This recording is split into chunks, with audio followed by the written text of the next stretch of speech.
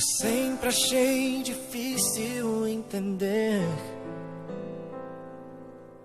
como duas vidas podem se tornar apenas uma. Mas quando eu te encontrei, eu te amei, e um milagre aconteceu. E então eu entendi que Deus tem sempre um plano para nós.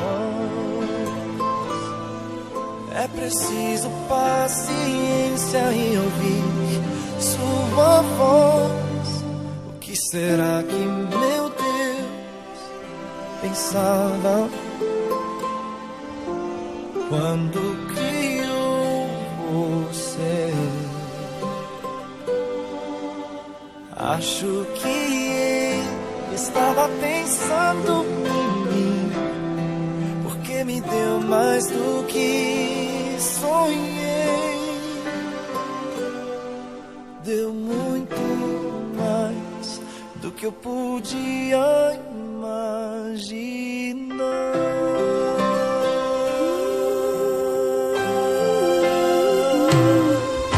Prometo que ao seu lado eu vou estar. Nas horas mais difíceis eu contigo vou chorar. E onde quer que a vida te levar, o meu coração vai junto, para sempre vou te amar. E Deus já tem um plano para nós. É preciso paciência, ouvir sua voz. Que será que meu Deus pensava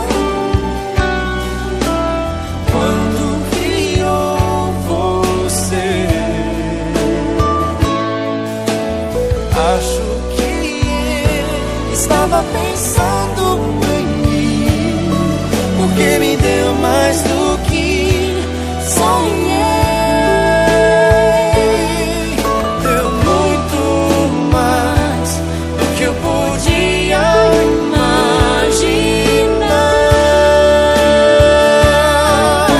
Nós dois agora somos um, e bate um só coração. Juntos sempre viveremos, para sempre amaremos. E assim eu posso perceber, não sou nada sem você. Você é inspiração, move o meu coração. O que será que meu Deus pensava